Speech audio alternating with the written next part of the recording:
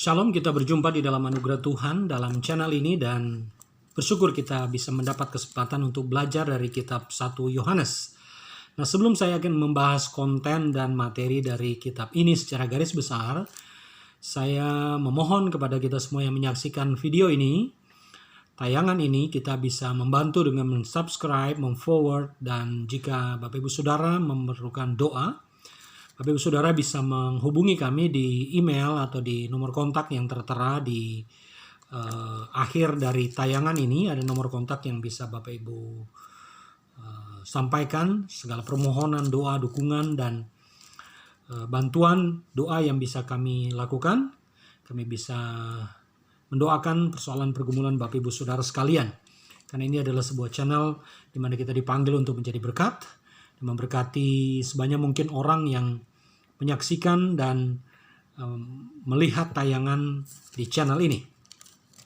Nah, saya Pendeta Jundri Alo akan membahas mengenai satu bagian di dalam kitab 1 Yohanes. Ini kitab yang khusus yang menjadi bagian dari surat-surat umum atau surat-surat am. Nah, surat ini ditulis oleh Rasul Yohanes. Tidak ditujukan secara pasti kepada siapa, tetapi ini adalah surat terbuka. Surat yang bisa dibaca secara umum dari orang-orang yang terserak secara diaspora di berbagai daerah, sehingga mereka membutuhkan kekuatan iman, membutuhkan pengajaran yang sehat dan kuat. Dan tema dari kitab 1 Yohanes ini adalah kebenaran. Nah, Rasul Yohanes menulis 5 kitab yang penting di dalam seluruh perjanjian baru. Yang pertama Injil, yaitu Injil Yohanes. Kemudian 3 surat, yaitu 1, 2, dan 3 Yohanes. Lalu kemudian ada 1 wahyu, yaitu wahyu kepada Yohanes atau kita sebut sebagai kitab wahyu. Jadi Rasul Yohanes menyebut 1, 2, 3 Yohanes, Injil Yohanes, dan wahyu kepada Yohanes kita sebut sebagai penulisnya adalah Rasul Yohanes. Orang yang sama. Walaupun ada beberapa penafsir mengatakan bahwa 1, 2, 3 Yohanes tidak ditulis oleh Rasul Yohanes, tetapi kebanyakan bapak-bapak gereja seperti Papias, Irenaeus, Tertullianus, dan Clemens pada abad kedua Masehi membenarkan bahwa Rasul Yohanes murid Tuhan, salah satu dari 12 Rasul Tuhan itu adalah penulis dari Injil Yohanes, 1, 2, 3 Yohanes, dan juga wahyu kepada Yohanes. Jadi tidak ada yang bisa meragukan mengenai penulisan dan juga penulis dari kitab 1 Yohanes. Nah, yang menarik adalah apa kira-kira tujuan Rasul Yohanes menulis kitab 1 Yohanes? Apa yang menjadi tekanan penting, yang menjadi purpose atau tujuan dari Rasul Yohanes? Mengapa dia menulis surat ini? Nah, ada 2 hal yang penting yang menjadi tujuan dari Rasul Yohanes menulis kitab 1 Yohanes. Yang pertama adalah membeberkan dan menyangkal doktrin dan etika yang salah dari guru-guru palsu.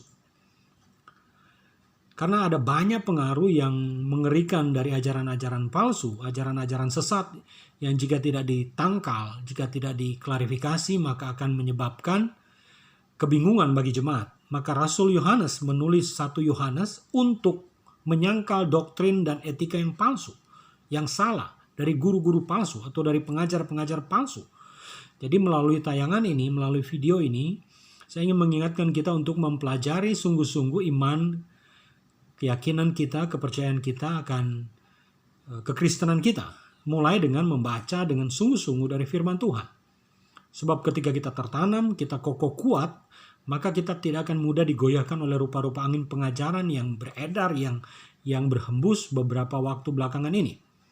Sehingga ketika seperti sebuah pohon yang tertanam kuat, tertancap kuat, yang akarnya dalam, maka dia tidak akan begitu mudah diombang-ambingkan oleh angin yang keras sekalipun atau badai, karena dia berakar kuat. Pohon-pohon kelapa yang ada di pinggir laut itu, padahal pohon kelapa berakar serabut, tetapi ketika diterpa angin yang kencang, itu pohon-pohon kelapa yang ada di pinggir pantai atau pinggir laut itu tetap berdiri. Kenapa? Karena dia mengakar kuat. Sekalipun angin yang kencang, badai, itu pohon bisa tetap bertahan. Kecuali secara ekstrim seperti tsunami atau angin topan yang perlakuannya khusus.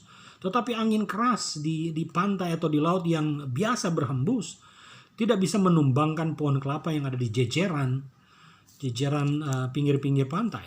Saya tahu karena saya orang di daerah yang dekat pantai juga. Di tempat saya berasal, saya dari Sulawesi Utara, dekat satu pantai yang namanya Pantai Kema. Itu pesisir pantainya banyak pohon kelapa. Sehingga di daerah Manado juga dikenal dengan daerah Nyiur Melambai. Nyiur Melambai itu diambil dari kata daun-daun pohon kelapa, nyiur. Karena banyak tumbuhan kelapa yang ada di pinggir pantai. Dia berakar kuat sehingga angin yang kencang sekalipun tidak bisa dengan mudah merobohkan pohon kelapa. Kenapa? Nah, ini kuncinya. Kuncinya adalah ada pada akar yang kuat.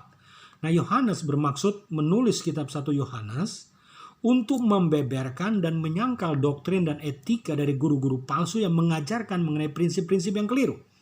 Salah satu ajarannya mereka mengajarkan bahwa Yesus bukan Tuhan. Mirip dengan salah satu ajaran saksi Yehova atau Mormon. Mereka mengatakan Roh Kudus bukan pribadi misalnya. Itu sesuatu yang sangat keliru. Kita tahu Roh Kudus adalah pribadi Tuhan, pribadi ketiga dari Allah Tritunggal. Yesus adalah pribadi yang kedua, putra Allah, pribadi. Dia bukan satu tingkat di bawah Allah, dia bukan pesuruhnya Allah, tetapi dia pribadi Tuhan dalam keesaan, tetapi tiga pribadi, Allah Bapa, Allah Anak, dan Allah Roh Kudus. Nah, ini hal yang penting yang perlu diluruskan oleh Yohanes berkaitan dengan pengajaran-pengajaran yang salah dan etika-etika yang keliru. Etika misalnya ketika orang melakukan sebuah tindakan kesalahan atau tindakan yang dosa. Ada banyak yang akan membuat kita berat secara hati nurani. Pertimbangan-pertimbangan hati nurani itu penting. Apakah tindakan dan perbuatan kita ini melanggar etika kita? Karena etika dan moral berkaitan dengan benar salah. Etika dan moral berkaitan dengan kesopanan. Etika dan moral berkaitan dengan apakah tindakan dan perbuatan kita menjadi batu sandungan bagi orang lain. Nah, ini perlu juga untuk diluruskan sehingga orang tidak sembarangan melakukan sebuah tindakan dan keputusan yang melanggar etika misalnya. Misalnya salah satu contoh yang real yang bisa kita lihat dan saksikan pada masa modern ini. Ada yang disebut dengan white lies, bohong putih. Berbohong untuk sebuah tindakan dan dianggap benar misalnya. Atau money laundry. Dia korupsi lalu kemudian mencuci uangnya dengan memberi persembahan dalam gereja misalnya. Apakah dibenarkan uang hasil korupsi dijadikan persembahan di rumah Tuhan? Apakah Tuhan menerima uang hasil korupsi sebagai sebuah persembahan? Nah, ini hal-hal yang menjadi etika dan moral, keberatan-keberatan hati nurani. Atau misalnya, apakah bisa dimungkinkan orang bercerai misalnya? Apakah bisa dimungkinkan orang untuk melakukan aborsi misalnya? Ini soal-soal etika dan moral. Apakah bisa diizinkan orang menyembah berhala misalnya? Ini hal-hal yang berkaitan dengan etika dan moral. Ada banyak orang yang mengajarkan pengajaran-pengajaran sesat mengatakan, it's okay, boleh saja orang menyembah berhala. Boleh saja orang berbohong. Menurut saya itu sudah melanggar dari etika dan firman Tuhan yang benar.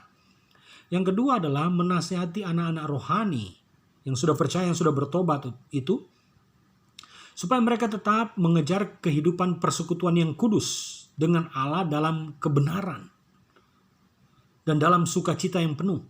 Jadi mereka mengejar kebenaran, bukan mengejar hal-hal yang sia-sia dan fana di dunia ini. Kejarlah kebenaran. Kejarlah kasih, kejarlah keberkenanan kepada Tuhan. Bukan hal-hal yang dianggap biasa di tengah-tengah dunia ini. Kita memerlukan uang, kita memerlukan biaya, kita memerlukan harta. Tetapi harta dan uang tidak menjadi tujuan kita satu-satunya di bumi ini. Keselamatanlah yang perlu kita pertahankan dalam hidup, di dalam kekekalan. Apa gunanya seorang muda yang kaya kemudian akhirnya dia kehilangan nyawanya? Apakah gunanya semua orang memiliki harta kekayaan di dunia ini lalu dia kehilangan nyawanya? Apa gunanya harta kekayaannya itu? Nah, kita harus mencari sebuah kekayaan dan harta di sorga. Di dalam kehidupan yang kekal. Sehingga kita menjadi orang yang bertanggung jawab dalam pelayanan kita di tengah-tengah dunia ini. Kita tahu bahwa Kristus menjadi manusia yang sudah mengorbankan dirinya menebus saudara dan saya. Dia mengajarkan kita untuk mentaati perintah Kristus dengan baik. Misalnya dalam 1 Yohanes 2 ayat 3-4. Untuk membuat hidup kita kudus dan terpisah dari dosa, dari dunia ini. Itu menjaga kekudusan hidup kita. Jangan mencemari diri dengan dosa, dengan kebohongan demi kebohongan. Jangan mencemari diri dengan kemunafikan. Jangan mencemari diri dengan membenarkan kebohongan. Yang tadi saya sebut sebagai bohong putih. White lies. Apakah kita akan sejahtera ketika melakukan kebohongan? Saya kira tidak, karena hati nurani kita akan terganggu ketika kita mengucapkan sebuah fakta kebohongan. Ketika orang terbiasa menyampaikan sebuah fakta yang keliru alias kebohongan, lalu mencoba menutupi, sebenarnya kebusukan itu merusak dari dalam. Nah, kalau itu yang terjadi, maka orang itu menyimpan bom waktu. Karena sampah-sampah yang dimuat di dalam hatinya. Apakah kita mau menumpuk sampah dalam hidup kita? Tidak, kita harus menjaga kekudusan hidup. Terpisah dari dosa. Dari hal-hal yang bisa mempengaruhi kita secara negatif. Kenapa? Karena kita harus mempertahankan iman yang sudah kita terima dari Kristus secara terus-menerus. Sampai kepada akhir hidup kita. Maka tujuan dari 1 Yohanes, kitab 1 Yohanes ini yang ditulis oleh Rasul Yohanes, untuk meneguhkan, untuk memberikan nasihat kepada anak-anak rohani yang sudah bertobat itu, untuk tetap mereka mempertahankan iman mereka sampai akhir kehidupan mereka. Karena kehidupan yang kekal lah yang kita kejar, bukan kehidupan yang ada di tengah-tengah dunia ini. Nah, berkaitan dengan hal tersebut, bagaimana kita menjaga supaya kita tidak diberi kesalahpahaman oleh para guru-guru palsu itu, dan kemudian kita tidak menyimpang dari iman kita, maka ada 5 hal yang menjadi ujian bagi kita untuk apakah kita tetap bertahan dalam iman kita atau tidak. Ada ujian-ujian yang harus kita jalani. Yang pertama adalah ujian kebenaran di dalam Kristus. Apakah kita benar-benar memegang prinsip kebenaran di dalam firman Allah dan di dalam Kristus Tuhan? Apakah kita tetap teguh memegang kebenaran itu dalam hidup kita selama-lamanya? Jangan pernah kompromi dengan dosa, dengan dunia ini. Karena dunia ini menawarkan segala kenikmatan, kemewahan, keangkuhan hidup. Tapi ujungnya menuju kemana? Itu menjadi persoalan. Ujungnya menuju maut. Dunia ini akan lenyap dengan segala kemewahan dan segala kecongkakannya. Tetapi firman Tuhan tetap tinggal selama-lamanya. Ketika Tuhan datang kedua kali, apakah yang dia jumpai dan dia temui di dunia ini? Hanya ada satu, apakah dia menjumpai iman di dunia ini kalau Tuhan datang kedua kali? Kalau Tuhan belum datang, berarti kita yang pergi menyongsong Tuhan, alias kita mengalami apa yang disebut dengan kematian. Jadi kalau kita mati, apakah kita sudah bertanggung jawab di tengah-tengah dunia ini dalam kehidupan kita kepada Kristus atau tidak? Jadi itu ujian yang pertama, ujian kebenaran. Yang kedua adalah ujian iman. Apakah kita mentaati perintah Tuhan? Atau kita setengah-setengah mentaati perintah Tuhan? Apakah kita penuh mentaati firman Tuhan? Atau kita asal-asalan mentaati firman Tuhan? Yang ketiga adalah ujian hidup yang kudus. Yang berbalik dari dosa-dosa kita. Apakah kita masih mengkompromikan diri kita dengan hal-hal yang menajiskan kita? Apakah kita masih kemudian mencemarkan diri kita dengan hal-hal yang bisa membuat kita lumpuh secara hati nurani? Kita meminimalisasi peran roh Tuhan dalam diri kita. Apakah kita kemudian tetap teguh menjaga kekudusan hidup kita atau mulai tercemar sehingga orang melakukan kebohongan dengan perasaan biasa saja? Itu artinya membunuh hati nurani manusia. Yang keempat, apakah kita, ini ujian kasih kepada Allah dan sesama. Apakah kita mengasihi Allah lebih daripada semuanya? Lebih daripada segala sesuatu. Seperti Abraham. Bahkan dia mengorbankan anaknya Ishak. Karena dia mengasihi Allah lebih daripada segalanya. Lalu mengasihi orang-orang percaya. Sesama orang percaya. Kasih itu harus ditujukan kepada orang-orang yang percaya. Lebih dahulu. Baru kepada orang-orang yang tidak percaya. Kita harus menunjukkan kasih kepada sesama orang beriman lebih dahulu. Kitab Galatia menunjukkan itu. Kita harus lebih peduli, lebih mengasihi kepada orang yang menjadi sesama iman. Sesama orang percaya. Baru kepada orang lain. Ini hal yang penting. Karena saya menemukan banyak orang Kristen lebih mengasihi orang yang tidak percaya daripada sesama umat Tuhan misalnya. Ini keliru karena firman Tuhan berkata bahwa kita harus mengasihi Tuhan dan sesama orang percaya. yang menjadi prioritas. Lalu kepada orang lain, kepada sesama kita. Ini menjadi hal yang penting sebagai ujian yang keempat. Dan yang kelima adalah ujian kesaksian roh. Yohanes menyimpulkan bahwa orang yang mengetahui dengan pasti bahwa mereka memiliki hidup yang kekal, dimeteraikan oleh roh. Dia tidak akan menyangkal Tuhan, dia tidak akan murtad, dia tidak akan menolak Tuhan karena Roh Kudus ada di dalam dirinya. Kecuali dia memang tidak meyakini keselamatan dengan sungguh-sungguh. Dia bisa kehilangan keselamatannya. Ini menurut teologi Pentakosta. Kita harus mengerjakan keselamatan kita dengan takut dan gentar sehingga sungguh-sungguh keselamatan itu bisa membuahkan hasil yang baik. Ini adalah ujian roh. Ujian kesaksian roh. Jika kita memenuhi semua 5 ujian ini, maka kita akan dipastikan bahwa hidup kita nyata di dalam kehidupan kerajaan Allah. Apa itu ujian kebenaran? Yang kedua ujian iman. Yang ketiga ujian hidup yang kudus. Yang keempat ujian kasih. Dan yang kelima adalah ujian kesaksian roh. Nah, saudara dikasih Tuhan, ada 5 ciri khas dari kitab 1 Yohanes ini yang perlu kita tahu secara garis besar, secara outline.